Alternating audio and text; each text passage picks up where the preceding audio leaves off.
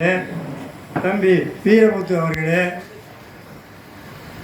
விழாவுக்கு வருகிறது. விழாவை சிறப்பித்திருக்கின்ற பெருமக்களே, உங்கள் அனைவருக்கும் நான் அன்பான வணக்கங்கள். நான் சினிமா பற்றி கலைப்பயணம் தான் சொன்னாங்க. ஆனால் முன்னால் ஒரே ஒரு தமிழை பற்றி ஐயா சொன்னாங்களே, அதை மட்டும் நான் சொல்லிவிட்டு அப்புறம் வரேன். நேரம் இருந்தால் மொத்தம் 10 நிமிடத்துக்குள்ளே நான் முடிச்சுக்கிறேன். ஐயா சொன்னாங்க 4500 மொழிகளுக்கு மேலே உலகத்தில் பேசப்படுகிறது, 7000 மொழிகளுக்கு மேல் உலகில் பேசப்படுகின்றன.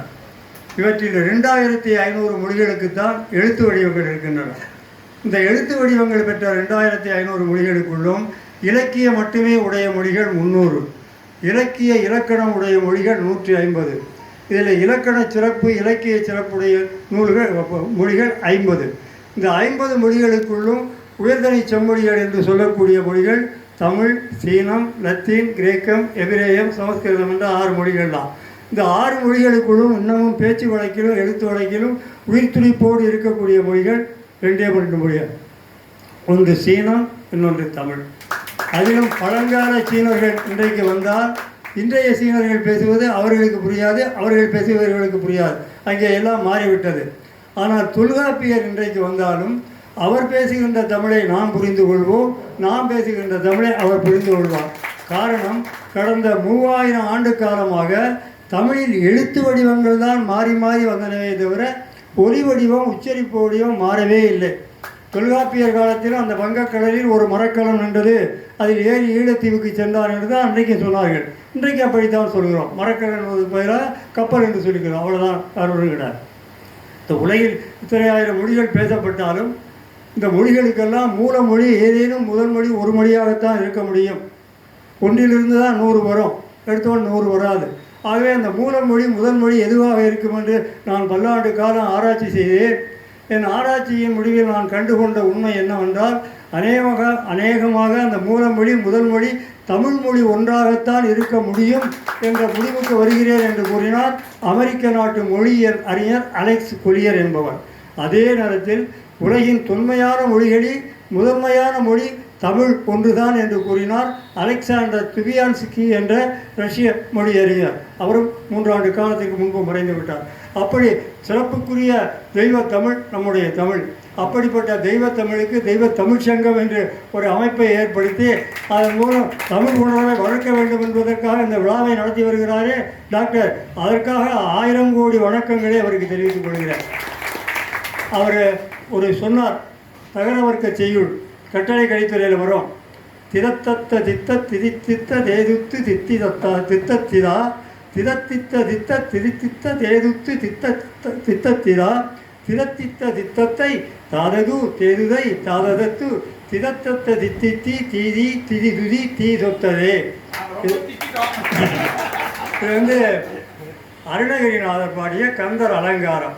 எப்படின்னா, அந்த காலத்தில் இலக்கணம் தவறாக யார் பாடினாலும் அல்லது புலவன் என்று சொல்லிக்கொண்டு கேட்ட கேள்விக்கு சரியாக பதில் சொல்லாமல் தவறான பதில் சொன்னாலும் அவர்களுடைய காதை அறுத்து விடுகின்ற பழக்கத்தை உடையவராக வில்லிபுத்தூர் ஆழ்வார் இருந்தார். நல்ல வேளை நாங்கள்லாம் அந்த காலத்தில் பிறக்கலை, கொஞ்சம் எங்களால் அனுபவித்து போயிருக்கோம். அப்படிப்பட்ட அவர் செய்வது பாவச் செயல். அவரை திருத்த வேண்டும் என்று எண்ணிய அருணகிரிநாதர் ஒரு நாள் அவருடன் வாதுவூருக்கு சென்றார். உடனே கேட்டார் அருணகிரிநாதர், என்னுடைய கோட்பாடு என்னென்னு தெரியுமில்ல அப்படின்னு கேட்டார். தெரியும். என்ன தெரியும்? தோற்றால் காதுகளை அறுத்து விடுவீர்கள். ஓ, தெரிந்தும் என்னிடம் போட்டிக்கு வந்திருக்கிறீர். கேளும் கேட்டுக்கிட்டே இருந்தார். இவர் ஒரு நாள் அல்ல 2 நாள், பல நாள் அந்த போட்டி நடந்தது. அவர் கேட்ட கேள்விக்கு இவர் சரியாகவும் இவர் கேட்ட கேள்விக்கு அவர் சரியாக பதில் சொல்லிக் கொண்டே இருந்தார்கள். திடீரென்று ஒரு நாள் கந்தர் அலங்காரம் பாடினார்.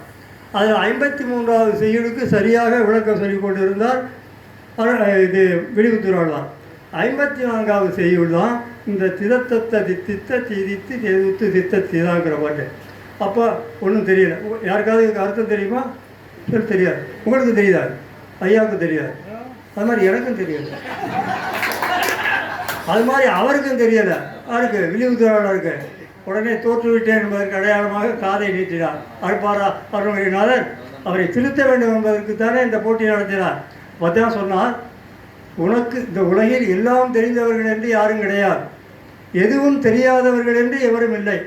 உங்களுக்கு தெரிந்தது எனக்கு தெரியாமல் இருக்கலாம், எனக்கு தெரிந்தது உங்களுக்கு தெரியாமல் இருக்கலாம், நம் இருவருக்கும் தெரிந்தது மற்றவர்களுக்கு தெரியாமல் இருக்கலாம், மற்றவர்களுக்கு தெரிந்தது நமக்கு தெரியாமல் இருக்கலாம்.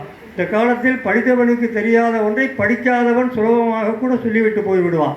ஆகவே ஒன்று தெரியவில்லை என்றால் சொல்லி திருத்த வேண்டுமே தவிர இப்படி காதை அறுக்கக்கூடிய செயலில் ஈடுபடக்கூடாது. இது பாவச் செயல் என்று நிறுத்திவிடுங்கள் என்றார்.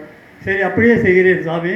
இப்போது பாடினீர்களே தகரவர்க்க செய்யுளில் திறத்தத்த தித்த தித்த தேதுத்து சித்தி திதான்னு ஆரம்பிச்சல, அதுக்கு என்ன பொருள்னு தெரிஞ்சுக்கலாமா அப்படின்னு கேட்டார்.